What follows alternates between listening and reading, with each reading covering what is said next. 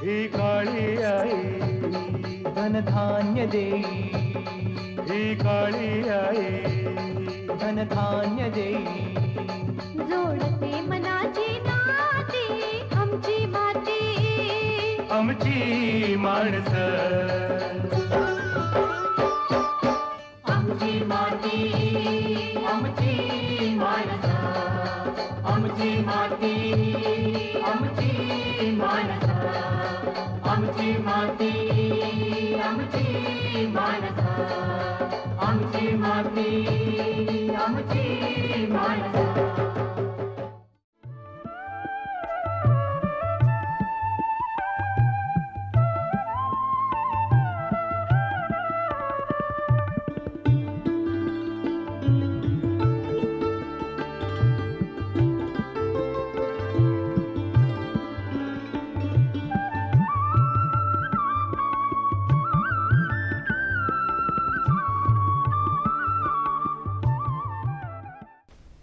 नमस्कार. आमची माती आमची माणसं या कार्यक्रमामध्ये आपणा सगळ्यांचं मनपूर्वक स्वागत. मंडळी, उशिरा का होईना पण वरुण राजाचं आगमन झालेलं आहे आणि आपले शेतकरी पुन्हा नव्यानं जोमानं कामाला लागलेले आहेत. आपल्याला माहितीच आहे की भात शेती हे आपल्याकडचं एक महत्त्वाचं पीक आहे. वाऱ्यावर डोलणारी भाताची हिरवी रोपं जेव्हा आपण बघतो तेव्हा मनाला किती मोहक वाटतं नाही. पण प्रत्यक्षात गुडघाभर पाण्यात उतरून ही भात शेती करणं हे अतिशय जिकरीचं आणि कष्टप्रद असं काम असतं. आणि त्यातच जर किडींची आणि रोगाची भर पडली तर त्याचा परिणाम हा थेट उत्पन्नावर होऊ शकतो. आणि म्हणूनच आज आपण विषय जो निवडलेला आहे तो आहे भात शेतीवरील किडींचे नियंत्रण. या विषयातील तज्ज्ञ डॉक्टर शोभा विचारे आज आपल्या स्टुडिओमध्ये आलेले आहेत. डॉक्टर शोभा विचारे या कर्जत कृषी संशोधन केंद्र इथं गेली 20 वर्ष शास्त्रज्ञ म्हणून काम करतायत.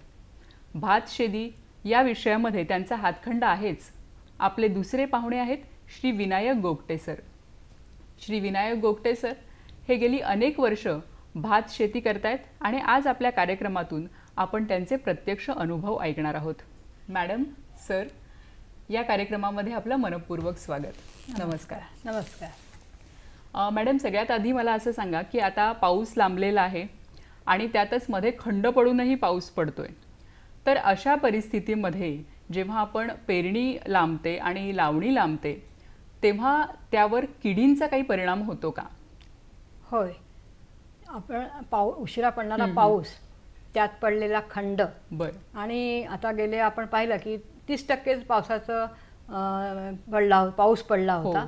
आणि त्याच्यामुळे शेतकऱ्यांच्या पेरण्याही उशिरा झालेल्या आहेत आणि पेरण्या उशिरा झाल्यामुळे त्यांची लावणी लावणीला देखील विलंब झालेला आहे. बरोबर. आणि ह्याच्यामुळे उशिरा लागवड झाल्यामुळे भात पिकावरती कीड रोग यांचं प्रमाण वाढतं आणि कीड रोगाचं प्रमाण वाढलं म्हणजे उत्पादनात घट होते. बरं. पण यावर्षी तुमचा काय अंदाज आहे? घट होईलच असं वाटतंय? नाही, आता हे बघा, पाऊस हा 5 जुलै नंतर सुरू झालेला आहे व्यवस्थित आणि तो व्यवस्थित पडतोय. बरोबर. म्हणजे आता तो अनुकूल आहे भात पिकाला. बरोबर आहे. म्हणजे अगदीच काही निराशाजनक चित्र नाहीये आणि आशादायी चित्र असं मॅडमनी सांगितलेलं आहे. त्यामुळे अगदी घाबरून जाण्याचं कारण नाहीये. पण आपल्याकडे श्री विनायक गोगटे हे जे शेती करतात ते आलेले आहेत. तर आपण त्यांना विचारूया. सर, तुम्हाला काय वाटतं की ह्या उशिरा आलेल्या पावसाचा काही परिणाम होईल किडींवर? नाही, माझ्या म्हणणे जरी मॅडम असं म्हणत असतील की उशिरा पाऊस आला पण कीड प्रादुर्भाव होणार नाही, पण माझ्या अंदाजाप्रमाणे कदाचित वाढेल असा एक अंदाज आहे. कारण काय की आजपर्यंतचा अनुभव असा आहे की उशिरा लागवण्या झाल्यानंतर किंवा पावसाचं प्रमाण कमी जास्त झाल्यामुळे आमच्या उत्पन्नात घट आलेली आहे आणि घट आल्यानंतर जर किडीचा आणि रोगाचा प्रादुर्भाव झाला तर कदाचित उत्पन्न घटेल, ह्यात नक्की शंकाच नाही आहे. ह्या बाबतीत माझं स्वतःचं असं मत आहे. बरं. मॅडम, साधारण पावसाळ्यात ज्या किडींचा प्रादुर्भाव होतो जसं सर म्हणतात की शक्यता आहे, तर काय सांगाल त्या किडींबद्दल? आता बघा, भात पिकावरती साधारण अजूनपर्यंत 100 किडींची नोंद झालेली आहे. परंतु ह्या सगळ्या किडी भात पिकाला हानिकारक नाहीत.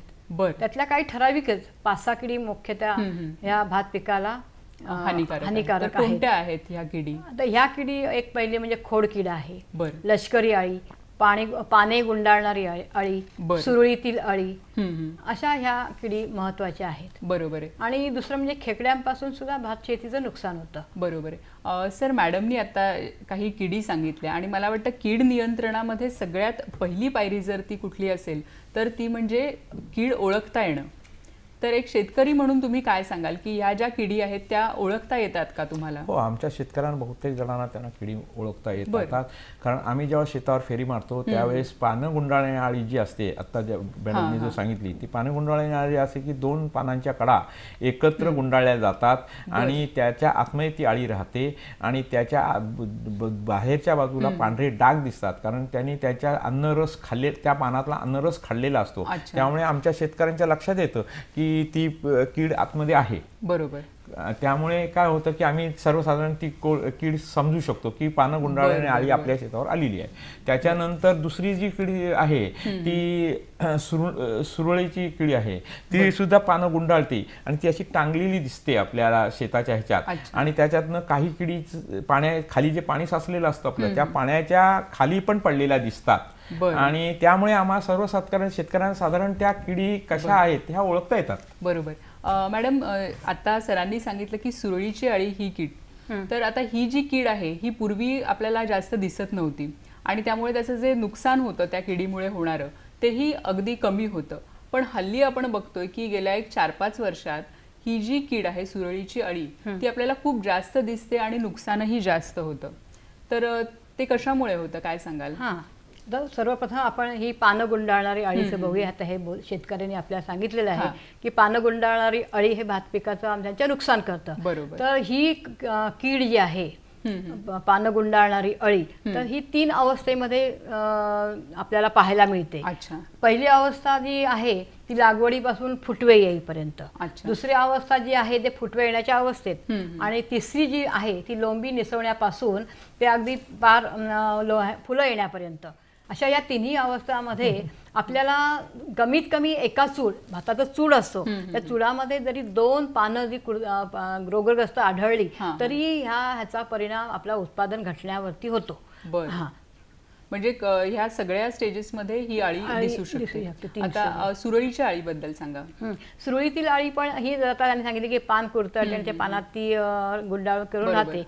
तर ही देखील या अळ्या आहेत. तर त्या अळ्या साधारण 5 अळ्या आढळल्या त्या प्रत्येक अवस्थेमधून तरी सुद्धा ते नुकसान करतात. बरं मॅडम, ह्या अळ्यांचं आपण नियंत्रण कसं करू शकतो?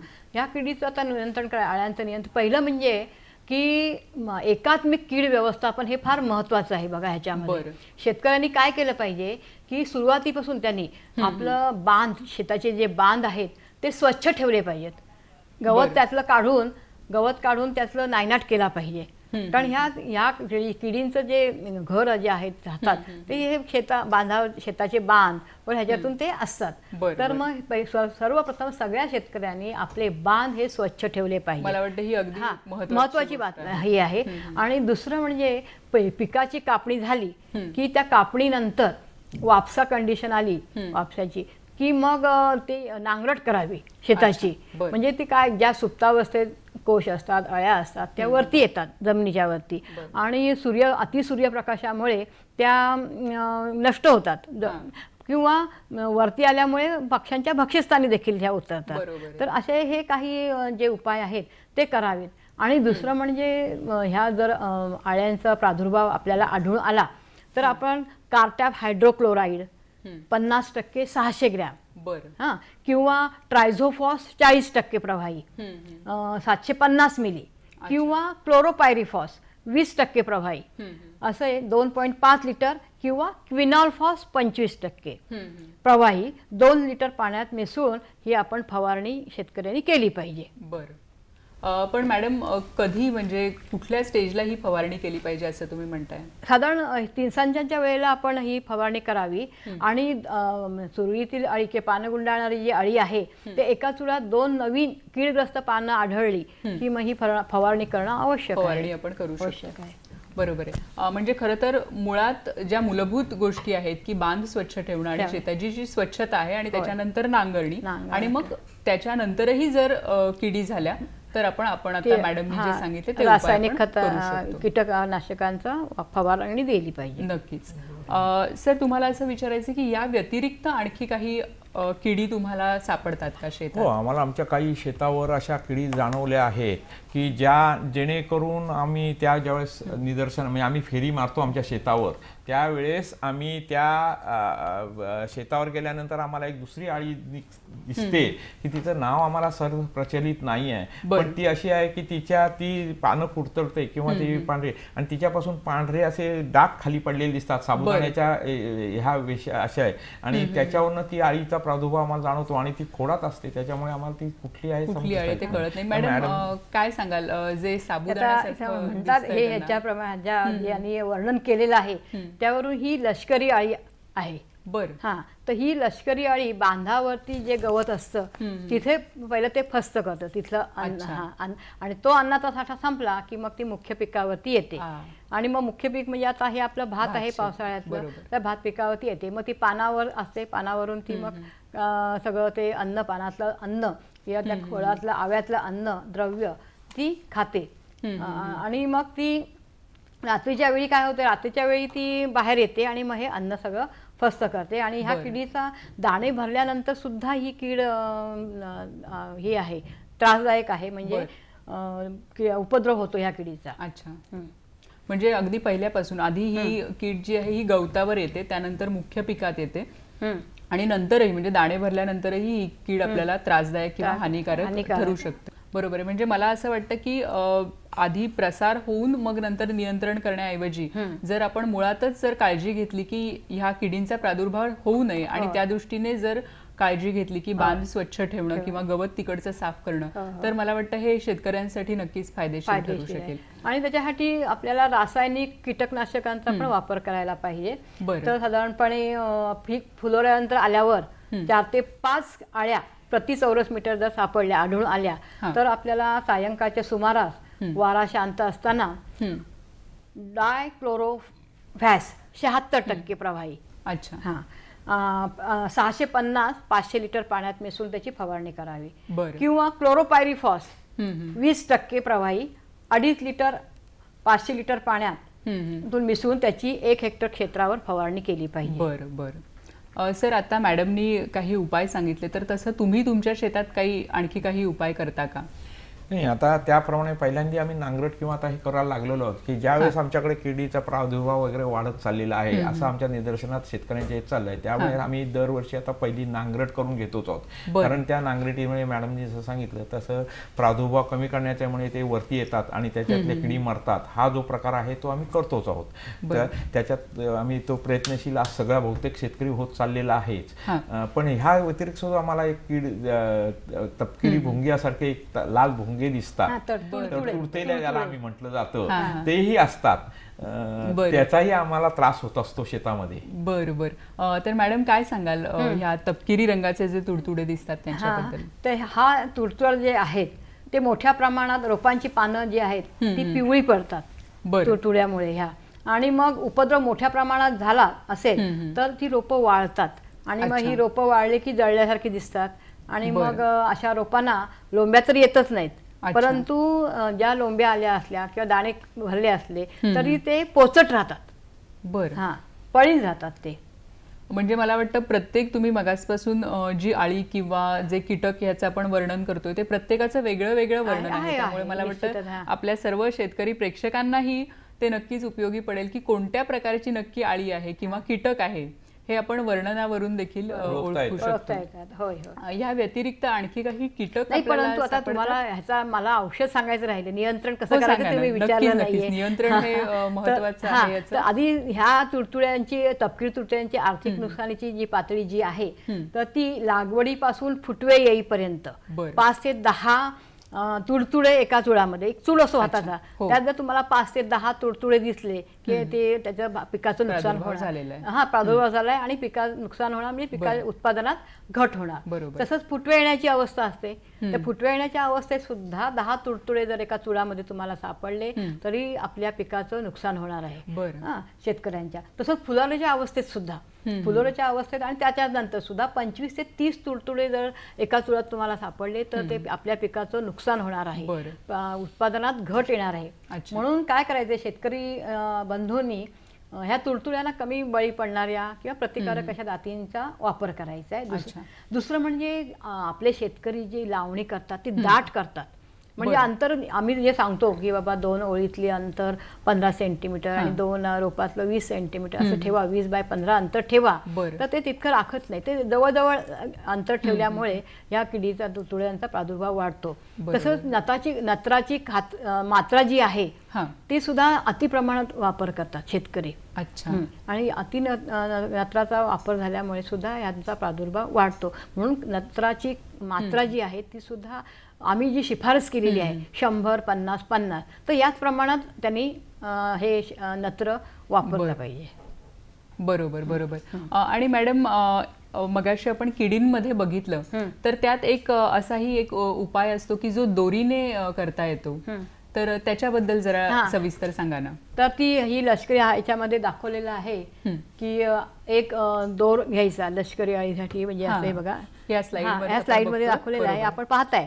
तर हे आता आम्ही शेतकऱ्यांना प्रशिक्षण देतोय, दिलेलं आहे. तर कशी दोरी धरायची आणि त्या ह्याच्यावरून फिरवत न्यायची पिकावरून. म्हणजे त्या ज्या आळ्या असतील तर त्या खाली पडतात पाण्यामध्ये. आणि मग त्या पाण्याबरोबर एकतर पाणी सोडलं तर त्या वाहून जातात, त्या एकत्र गोळा करायच्या. मग त्या बरोबर नंतर एकत्र गोळा करायच्या. मला वाटतं खरं तर हा अतिशय सोपा असा उपाय आहे नाही सर्व शेतकऱ्यांसाठी. अगदी सोपा उपाय आहे. आणि काही सांगणार होता तुम्ही? नाही, आता दुसरं म्हणजे तुम्हाला ती औषधांची नावं सांगा, कीटकनाशक जी आहेत. तर ती ह्याच्यासाठी जी आहे कीटकनाशक, तर हेक्टरी 50 लिटर पाण्यासाठी ते लष्करी अळीसाठी तुम्हाला.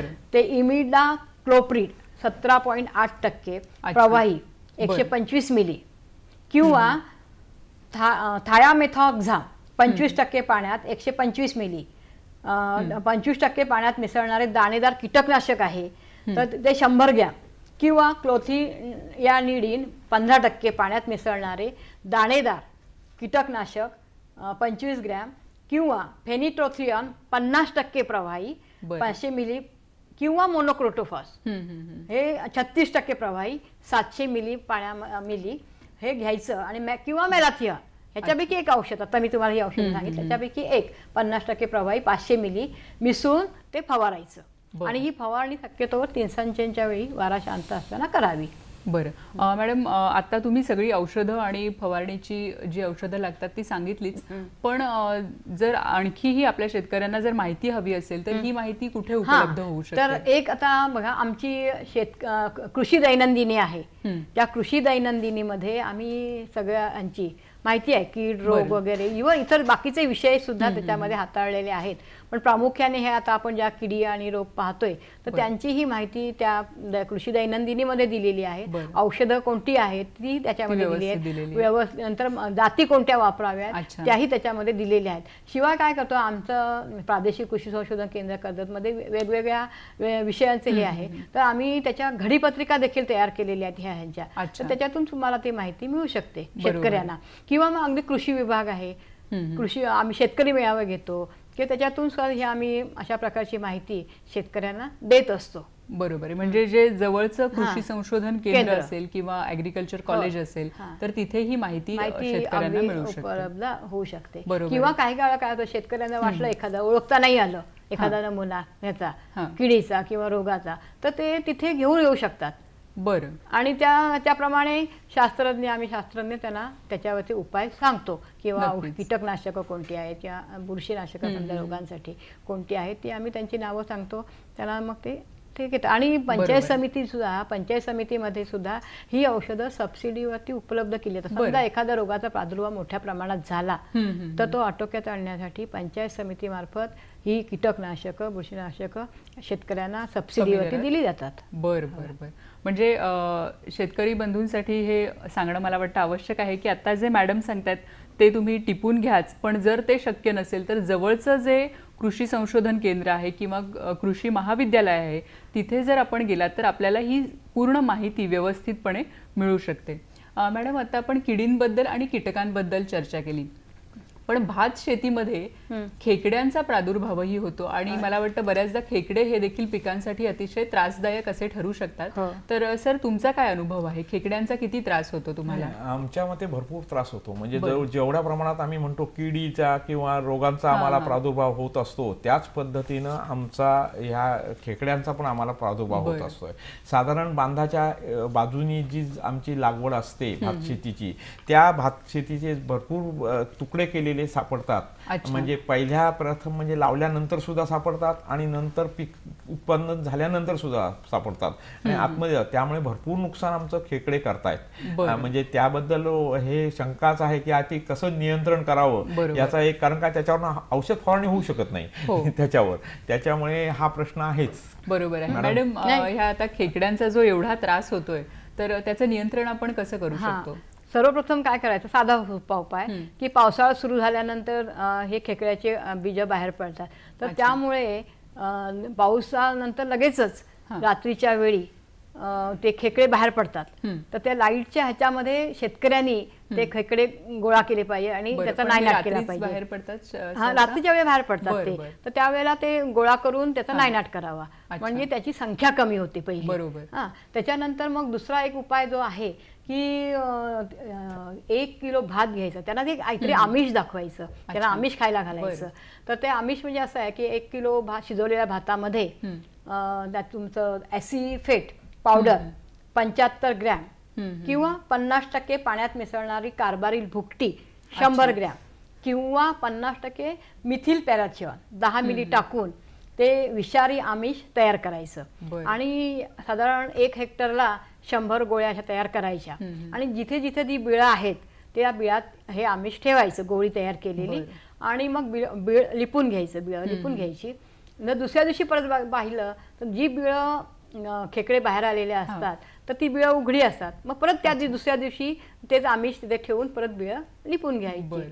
तर हा एक चांगला उपाय आहे आणि पण हा एक सांघिक उपाय आहे, नियंत्रण आहे, म्हणजे सर्व शेतकऱ्यांनी मिळून केलं पाहिजे. एकट्या दुकट्या शेतकऱ्यांनी करून त्याचा फायदा नाही. का असं का म्हणजे सांघिक म्हणजे सगळ्यांनी एका शेतकऱ्याने आपल्या शेतापुरतं केलं तर दुसऱ्या शेतामध्ये ती बाहेर पडतात, त्यामुळे हे सांघिक नियंत्रण करणं फार महत्वाचं आहे. नक्कीच मॅडम. आणि मला वाटतं हा देखील अतिशय सोपा असा उपाय आहे की भातामध्ये काही जे तुम्ही जे रसायनं सांगितलेले आहेत ते कालवून तिथे ठेवणं हा देखील अतिशय सोपा उपाय आहे. आणि जर एवढा खेकड्यांचा प्रादुर्भाव होत असेल तर मला वाटतं नक्कीच हा उपाय सगळ्यांनी मिळून करायला हरकत नाही. आणि शिवाय बेडकांचं संवर्धन, बेडूक हे खातात, तर बेडकांचं संवर्धन करणं महत्वाचं आहे. ह्याच्या शेतामध्ये आपल्या हल्ली आपल्या बेडूक पाहायला देखील मिळत नाही, पण संवर्धन करणं फार महत्वाचं आहे, शेतकऱ्यांनी केलं पाहिजे. म्हणजे खेकड्यांना देखील नियंत्रण बसेल आणि आपल्या शेतीचं त्यामुळे म्हणजे संरक्षण होईल. किडीच्या बाबतीतही एकत्रित कीड नियंत्रण महत्वाचं आहे. आता त्याच्यामध्ये काय आहे, मशागत पद्धतींचा अवलंब. आता मशागत पद्धतींचा अवलंब म्हणजे काय, तर या किडीची अळी जी आहे ती धसकटामध्ये असते. तर त्यामुळे जी आपण भात कापणी करतो ती जमिनीलगत केली गेली पाहिजे धसकटांची. मग त्याच्यासाठी वैभव विळ्याचा वापर करावा शेतकऱ्यांनी. आम्ही वैभव विळा विकसित केलेला आहे कोकण कृषी विद्यापीठाने, तर त्याचा वापर शेतकऱ्यांनी केला पाहिजे.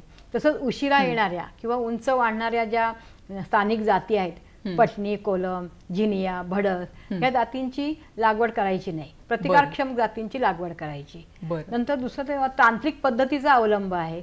तर पिकाची कापणी वैभव विळ्याच्या साहाय्याने केल्याची ते हे तांत्रिक पद्धतीमध्ये मोडलं जातं. बरोबर आहे मॅडम. मला वाटतं ह्या गोष्टी आहेत की ज्या शेतकरी बंधू जे आहेत की ते करू शकतात आणि त्यामुळे प्रादुर्भाव आपण टाळू शकतो. तर अगदी जाता जाता एक शेवटचा प्रश्न तुम्हाला असं विचारते की किडी आणि कीटक आपण आता पाहिले तर कोणत्या रोगांचा प्रादुर्भाव होतो हे अगदी थोडक्यात सांगा आणि त्यांचं नियंत्रण सांगा. तर मी साधारणपणे 4 ते 5 प्रकारचे रोग आहेत.